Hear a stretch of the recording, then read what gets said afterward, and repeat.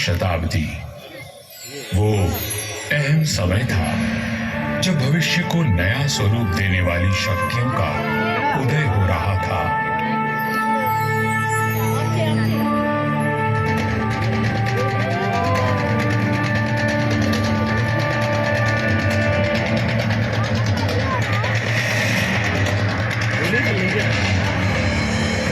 लोधी राजवंश ने दिल्ली की गद्दी संभाली। मध्य एशिया में बाबर का जन्म हुआ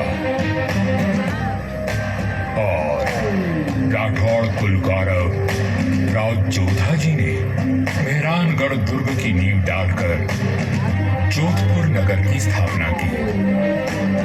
1459 ईस्वी में बना मेहरानगढ़ उत्तर भारत की राजनीतिक सरगर्मियों का साक्षी भी रहा और केंद्र भी। जोधपुर के आकाश में राठौड़ राजवंश का तेजवान सूर्य दमका, जिसका उदय मंडोर में हुआ था। मेहरानगढ़ की उत्तर पश्चिम दिशा में करीब 9 किलोमीटर का फासला तय करेंगे तो मैं अपने बचे हुए अवशेषों के साथ आपका स्वागत करूंगा। मैं किला हूं मंडोर का। मैं इतना प्राचीन हूं कि मुझे किसने बनवाया, कब बनवाया, ये किसी को भी याद नहीं। मंडोर की भूमि से आज भी अतीत के सिक्के, मंदिर के अवशेष, तोरण द्वार, स्तंभ और उत्कृष्ट मूर्तियां प्राप्त होती रहती हैं। मंडोर संग्रहालय में प्राचीन भारत के सभी प्रतीकों को सहेज कर रखा गया है, ठीक वैसे ही जैसे मैंने अपने जीर्ण अवशेषों में अनेकों गाथाएं संभाल रखी हैं। अरावली की पहाड़ियों से घिरा मंडोर नगर मांडव्य ऋषि की तपोभूमि था और इसका प्राचीन नाम मांडव्यपुर था। महाभारत काल में यहां नागवंशियों ने राज किया और फिर गुप्त वंश ने इसे अपने बाहुबल से जीता। चौथी व छठी शताब्दी में हूणों का आगमन हुआ तथा परमारों ने इनके वैभव को बढ़ाया। मारवाड़ का विस्तार सबसे अधिक परमारों की समयावधि में हुआ और उस समय मारवाड़ को नवकोटि मारवाड़ भी कहा जाता था। तो 7वीं शताब्दी में प्रतिहारों ने यहाँ अपना साम्राज्य स्थापित किया और यहाँ के वैभव को बढ़ाया। मेरे साथ चलिए उस बीते हुए काल में जब यह तलवारें खड़कती थी, रणभेरी और नगाड़े कंपायमान होते थे, वीर हुंकार भरते थे और रणबांकुरों के जय घोष से आकाश गूंज उठता था। सन 1394 ईस्वी परिहारों की शक्ति अस्त हो रही थी। गुजरात के सूबेदार जफर खान ने दिल्ली की कमजोर सल्तनत के चलते मंडोर और नागौर को अपने कब्जे में ले लिया था। अब मेरी चार दीवारी में परिहार नहीं, तुर्क आबसे थे। जफर खां का हाकिम ऐबक खां मंडोर दुर्ग का पहलेदार था, जो आए दिन अपनी क्रूरता का प्रदर्शन करता रहता था। पीड़ित किसान मंडोर के इंदा परिहार के प्रधान वीर राव हेमा गहलोत के पास मदद के लिए पहुंचे। राव हेमा जी, ये तुर्क हमसे मनमाना लगान वसूल करते हैं। आए दिन हमारी गायों को चुरा कर ले जाते हैं और अब अपने घोड़ों के लिए घास से लदी गाड़ियां मांग रहे हैं। हम तो बर्बाद हो जाएंगे। अपनी शक्ति पर इतना अभिमान कि उसे 3 किसानों पर आजमा रहा है। भैरों जी की सौगंध, जुल्म करने के लिए अब ऐबक खां जिंदा नहीं बचेगा।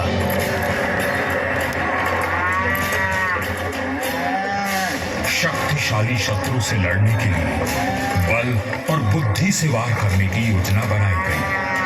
घास की कई 100 गाड़ियां तैयार की गईं और हर गाड़ी में हथियार लिए योद्धा छुपकर बैठ गए।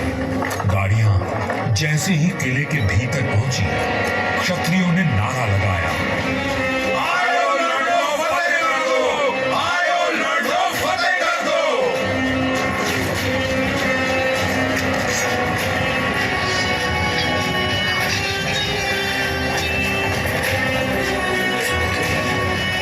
इस अचानक हुए प्रहार से तुर्कों को संभलने का अवसर भी न मिला। वीर हेमा गहलोत, समर शूर राव चुंडा राठौड़ और मारवाड़ के वीरों की प्रतापी तलवारें लहराईं तो शत्रुओं के सिरों के ढेर लग गए।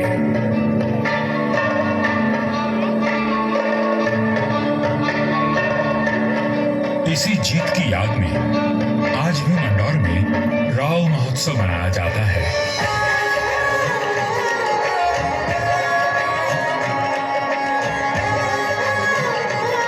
हर वर्ष होली के दूसरे दिन निर्भीक, साहसी हेमा गहलोत और सभी वीरों को याद किया जाता है और बाबा भैरवनाथ जी की पूजा की जाती है, जिनके आशीर्वाद से वीर विजय हुए थे। मंदौर विजय के बाद भी इंदा परिहार का मन अशांत था, क्योंकि ये नगर शत्रुओं से घिरा हुआ था। तब उन्होंने शक्तिशाली राठौड़ वंश को राज सौंपने का निश्चय किया। इंदा के मुखिया राय धवल ने अपनी पुत्री का विवाह राव चुंडा से करवाया और दहेज में मंदौर का दुर्ग दे दिया गया। राव हेमा गहलोत ने राव चुंडा का राज तिलक किया और भाटों ने मंगल गान गाया।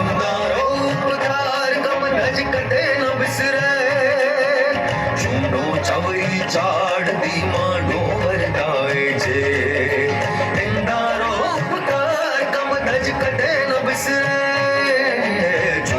अपने कौशल और सामरिक सूझबूझ का परिचय देते हुए राव चुंडा ने अपने साम्राज्य को बढ़ाया और मंदौर को मारवाड़ की राजधानी बनाया।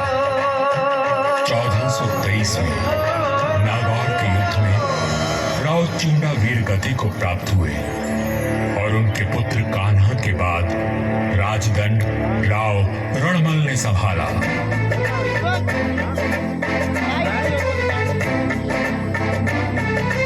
मारवाड़ और मेवाड़ में घनिष्ठ संबंध थे, परंतु मेवाड़ नरेश राणा कुंभा के कान भरने लगे।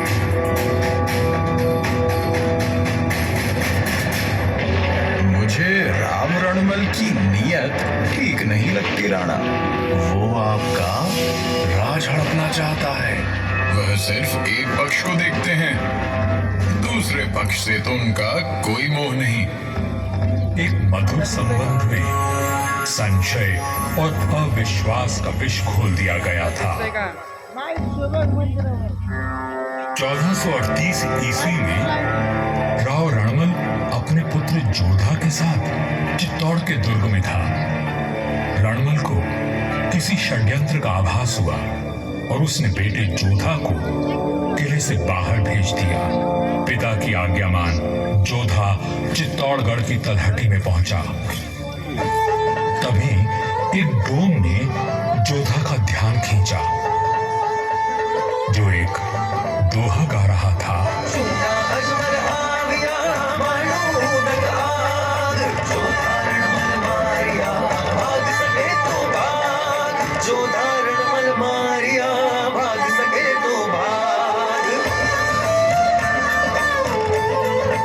राणा कुंभा के निर्देश पर चुंडा ने राव रणमल की हत्या कर दी थी। पिता की हत्या का प्रतिशोध लेने की प्रतिज्ञा लेकर युवा जोधा मारवाड़ की ओर बढ़ चला, परंतु चुंडा उसका पीछा करता रहा। वह राणा कुंभा का ताऊ था और मारवाड़ का पुराना बैरी। काल बनकर मेवाड़ की विशाल सेना जोधा के पीछे पड़ी थी और वीरों का वंशज अपने 700 स्वामी भक्त लड़ाकों के साथ उनसे जूझ रहा था। विपत्ति के हर बवंडर को साथ कर जब जोधा मंडोर पहुंचा तो उसके पास केवल 7 सैनिक बचे थे, पर चूंडा यहां भी आ पहुंचा।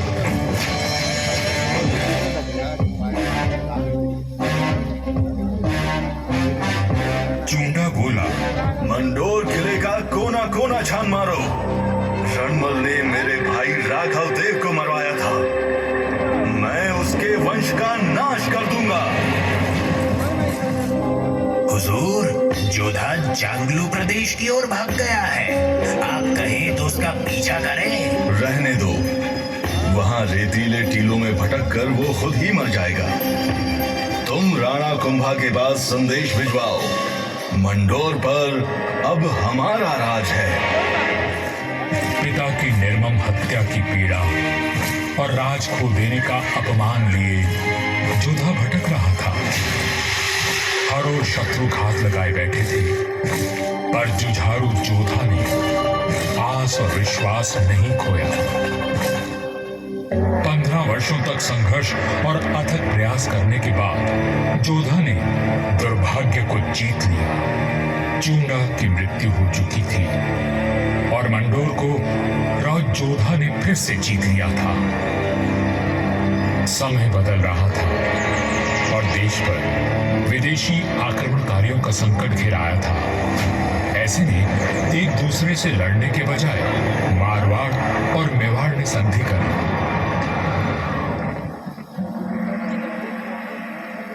पर दूरदर्शी राव जोधा को कोई चिंता खाई जा रही थी और उस चिंता का कारण मैं यानी मंडोर का दुर्ग था। किस सोच में डूबे हैं राव जी? अपने आसपास देखो, क्या दिखता है? आकाश, जंगल, पहाड़ियां। ये पहाड़ियां ही मेरी चिंता है। कई सौ साल पहले ये काफी ऊंची थी और किले तक पहुंचना कठिन था, पर भारी वर्षा और धूल भरी आंधियों ने इनका कद घटा दिया है। राव जोधा की बात पीड़ादायक परंतु सत्य थी। मैं भी अब बूढ़ा और कमजोर हो चला था, सो मेरा त्याग करके मेहरानगढ़ का निर्माण किया गया और ये सही फैसला था।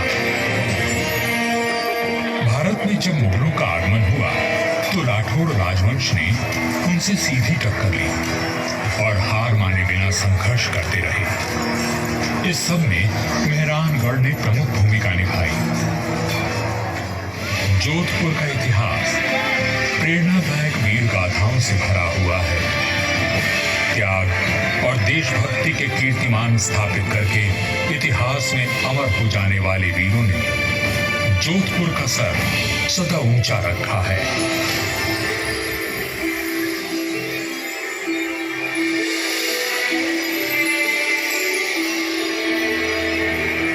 इस धरती पर जन्मे सपूत अपनी भुजाओं में इतना बल रखते थे कि मातृभूमि की रक्षा कर सके। तभी इनकी छत्र छाया में इनकी प्रजा सुखी और समृद्ध हुई। पर यह बात कम ही लोग जानते हैं कि फौलादी सीनों में कोमल भावनाओं का भी वास था।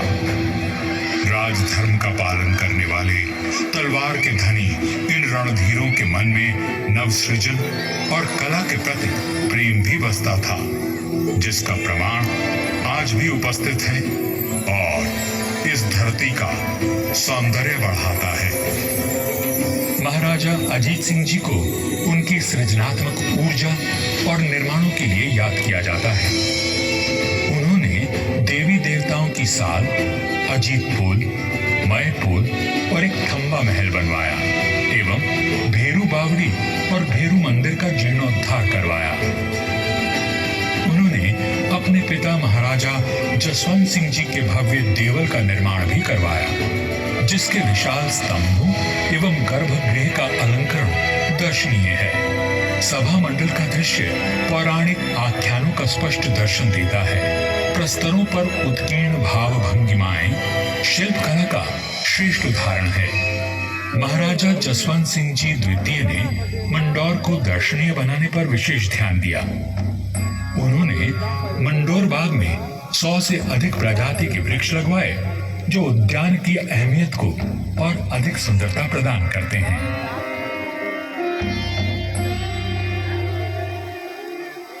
1896 ईस्वी में महाराजा सरदार सिंह जी ने मंडौर के बाग को और संवारा।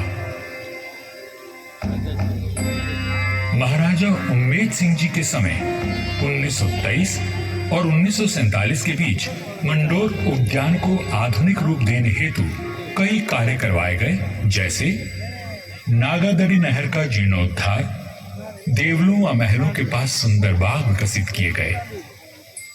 इसके साथ ही 4 दीवारी व दोनों मुख्य द्वारों का निर्माण हुआ। मारवाड़ नरेश राव गांगा राठौर जी ने कहा था, नाम तो गीतड़ा या भीतड़ा सूर्यवैर। युगों तक मनुष्य की ख्याति या तो साहित्य सृजन से अथवा बड़े बड़े निर्माण कार्यों से रहती है। राठौड़ राजवंश अपने पराक्रम और निर्माण के लिए अमर रहेगा।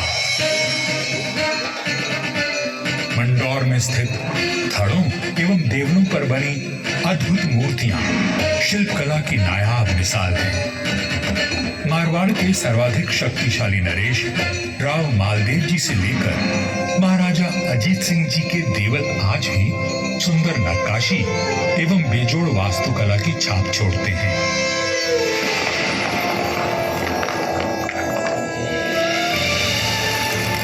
महाराजा अजीत सिंह जी के देवल का निर्माण इनके पुत्र महाराजा अभय सिंह जी ने संवत 1793 में शुरू करवाया, लेकिन इसे पूरा उनके प्रपौत्र महाराजा भीम सिंह जी ने संवत 1856 में किया।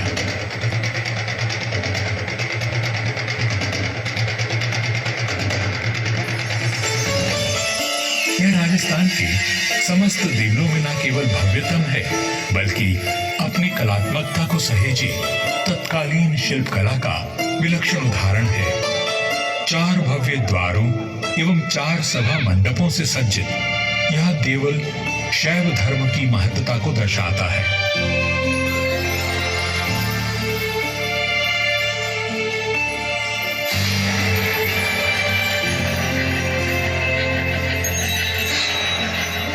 आजादी के पश्चात यहाँ कई विकास कार्य करवाए गए और 1968 में यहाँ के महलों में संग्रहालय की स्थापना की गई। यहाँ जन्मे वीरों और स्वामी भक्तों की मिसाल युगों तक कायम रहेगी। जब वीरपुरी और नागपंचमी को यहाँ विशाल जनसमूह उमड़ता है, तो आज भी हमारे आत्मीय संबंध जीवंत हो उठते हैं। उनकी आंखों में उमड़े प्रेम और श्रद्धा को देखकर मन भाव विभोर उठता है। सदियों के संबंध आज भी अटूट हैं। मुझे तो समय की आंधी ने नष्ट कर दिया, पर मंडौर के देवल, मंदिर, छतरियों और बाग को संभाल कर रखना इस पीढ़ी का कर्तव्य है।